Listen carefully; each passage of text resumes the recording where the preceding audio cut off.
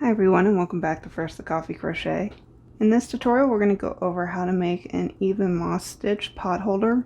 Now this is made to match the even moss stitch dishcloth and dish towel, and I'll leave a link for those patterns down in the description below. This is a fairly easy pattern to do. The only stitches you need to know how to make are the single crochet, half double crochet, and slip stitch. So this pattern is written in US terms, and the initial chains at the start of each row do not count as a stitch. The finished size is 7.5 inches by 7.5 inches. And if you do want to change the size of this, change the width, you'll need to have a foundation chain that is an odd number.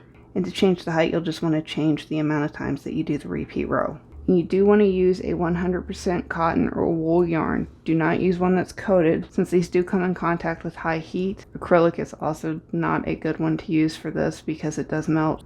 So when we're making the initial foundation chains for our square pieces on this, you'll want to either make the foundation chains loose, or you can use a bigger crochet hook to make the foundation chain than what you use throughout the rest of the pattern. So to make this, you'll need 125 yards of a number 4 medium weight cotton yarn. I did use Lily Sugar and Cream yarn. Peaches and Cream is another one that you can get at Walmart that's cheap. I think Michael's now has a Loops and Threads 100% cotton that is a lot like the Lily Sugar and Cream. The only thing I've seen with that one is that the colors do tend to run, some people have said. So the main hook that we'll use for this is a 4.5mm hook. And like I said before, with the foundation chain, you can use a 5.5mm crochet hook or just make your foundation chains loose. You'll want a yarn needle to weave in your ends, and stitch markers are a really good idea, especially for helping hold the squares together as we join them. And as always, there is a written pattern for this available on the website, and I'll leave a link for that down in the description below. So let's go ahead and get started. So to start out, we want to create our slip knot. And for the foundation chain, we're going to want to make a chain of 27.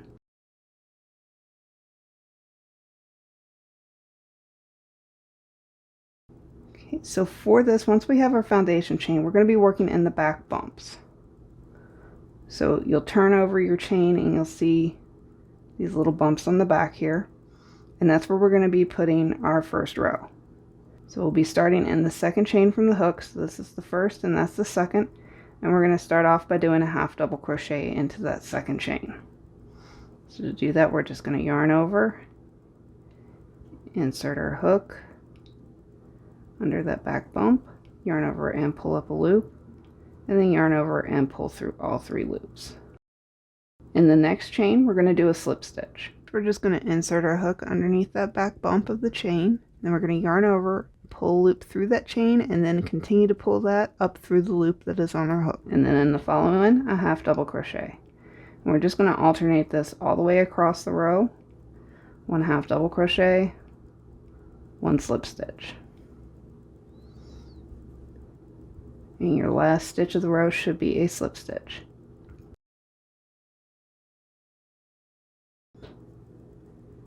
Okay, so after we've completed row 1, row 2 is going to be our main repeat row. So to do this, you're just going to chain 1 and turn your work.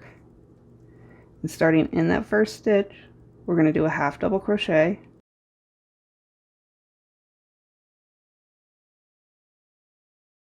And then in the next stitch, we're going to do a slip stitch. And that's all this is for the even moss stitch. It's just 1 half double crochet and 1 slip stitch. Each row will start out with a half double crochet, and each row will end with a slip stitch.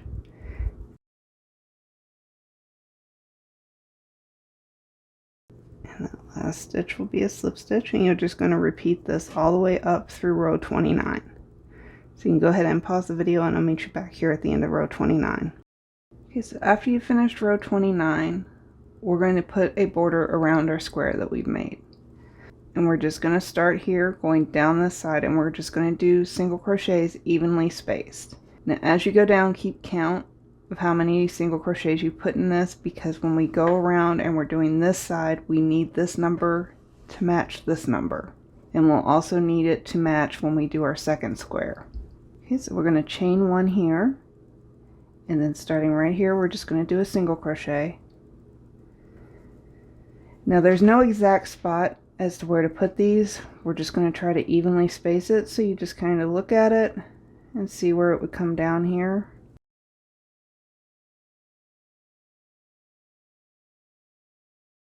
look at it again, and just see where it will come down.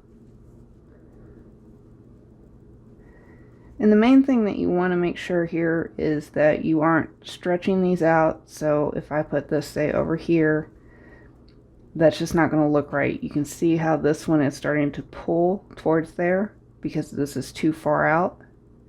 And you also don't want to place them too close together or else you'll get a rippling effect. So I just find the best way is just try to lay your stitch flat and see where the next one would line up. And just continue this all the way down, and then I will meet you back here when we get to the corner. Okay, now that we're at the corner here, go ahead and, like I said before, make your count here and write that down so you know what that number is. And now in the corner, we're going to do 3 single crochet stitches. And we'll just go ahead and stitch over this tail here.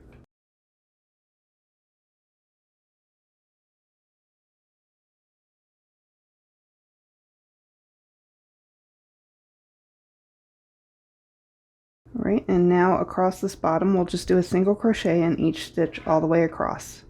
And you can just start your single crochets in the next stitch after the corner that we've just put the 3 single crochets into.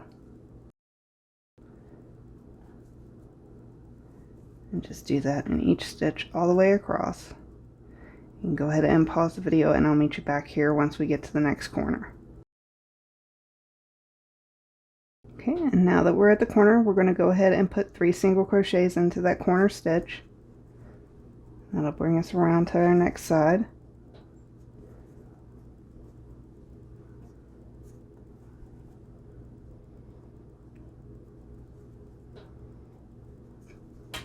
Right, and just as we did before, we're just going to go evenly down this side doing single crochet stitches, and we're just going to make sure that it matches the number that we did on this side.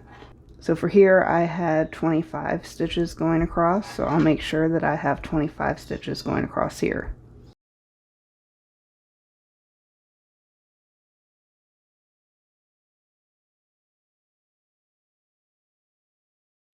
And go ahead and pause the video and I'll meet you back here once we get to the next corner.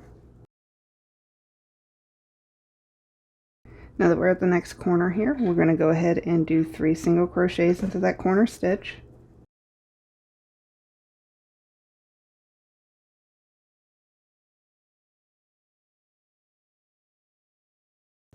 Right, and then going down in each stitch across the top here, we're just going to do a single crochet in each stitch, starting in the one after that corner.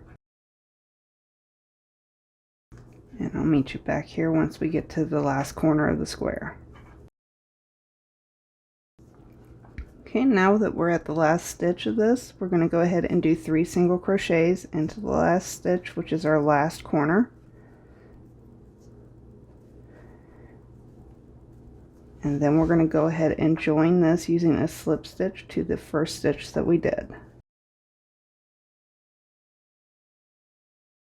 So now once we have this done, if this is your first square, go ahead and tie this off, and you'll want to make a second square. If you're on your second square, don't tie this one off because we are now going to put our squares together. So when we have 2 squares here, you're going to want to put them back to back. So when you're looking at these, to determine what is the front and the back, because they do have the same look on both sides except for a border. The border, the top of the single crochets will be facing towards you, whereas if it was the back of it, you can see how it's kind of facing out there. So this is the front of one, and that's the front of another. So we're going to go ahead and put this one down, and then we're going to want to put these back to back and make sure that your even moss stitches are going the same way. So don't do this to where one's going sideways and one's going up and down. Best way to do this is to use stitch markers, and I like to just join the corner stitches together. We have our 3 corner stitches here. So that's the first, that's the second, and that's the last. So the middle one. So the middle one is the one that you want to put this in because that's the main corner. And then when you're looking at this one, this is the last stitch that we did. So this next to last one is our corner. So we will just go ahead and attach that.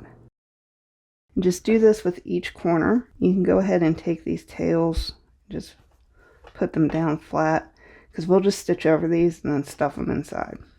Okay, so now that we have all 4 corners joined with our stitch markers, we're going to start doing a border all the way around as our final border and join the 2 pieces. So starting to work with the same loop that we left off on our second square here, we're going to go into our next stitch, go into the next one after our stitch marker on the other side. We're just going to do a slip stitch to start this off. Then we're going to chain 1. So starting in that first stitch that we just did our slip stitch in, we're going to do a single crochet.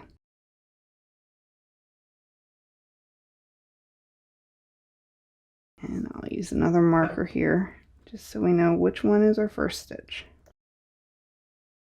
Okay, and so now we're just going to do a single crochet in each stitch joining these 2. So if you look from the top, it's usually a little easier here. Go into this side, find the corresponding stitch on the other square, and just do a single crochet.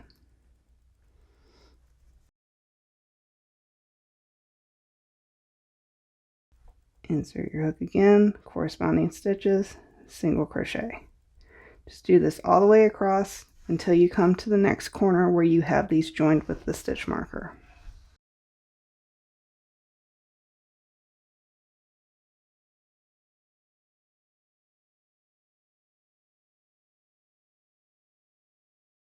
Now one thing, if you find as you're coming around this first side that your stitch count didn't match up, it's okay, it's still salvageable. All you would do is find where it didn't line up. Say you had an extra stitch in this one, you got 2 extra stitches back here. You'll just go into one of these on this side 2 times and just go into each of the stitches in the back 1 time. If it's the opposite way and you got an extra one here and no extra one on this side, just go ahead and go into these here 1 time each while going into the 1 stitch on the other side 1 time. So as you can see here, I purposely did this so I would have that. I got 2 stitches here, I got 3 stitches back here. So on this one, I'm going to go in twice. So I'll go into this stitch here, do a single crochet, go into the same stitch on the front here, but go into the second stitch back here. So even if you have that mess up, it's perfectly salvageable. Go ahead and take our stitch marker out of that corner. And now that we're at the corner, we're just going to do 3 single crochet stitches into that corner.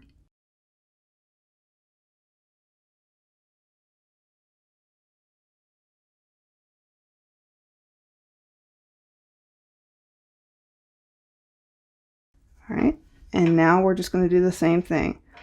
Just single crochet stitches in each stitch all the way across, 3 single crochets in the corner, and we'll just do that all the way around, and I'll meet you back here once we get to this last corner.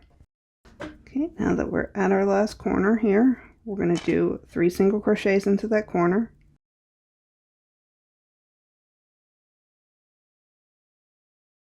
And just make sure that we get both of these stitches here.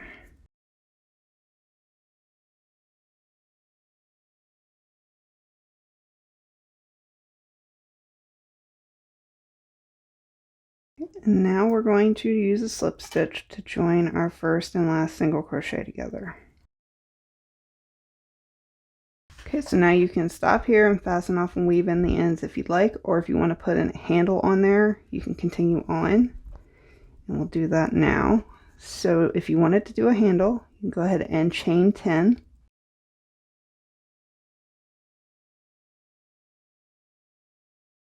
Okay, we're going to bring this back here to make sure to get your working yarn behind this.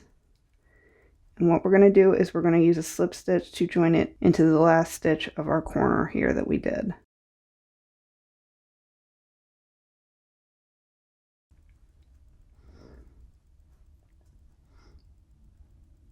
All right, and just pull that in to do your slip stitch. Okay, so we're going to chain 1 to start this out, and then we're going to put 15 single crochets into this. Now you might be able to fit more, and that's okay. And if you want a bigger handle, you can do a bigger chain than 10. You'll just need to adjust the amount of times that you do a single crochet back into it.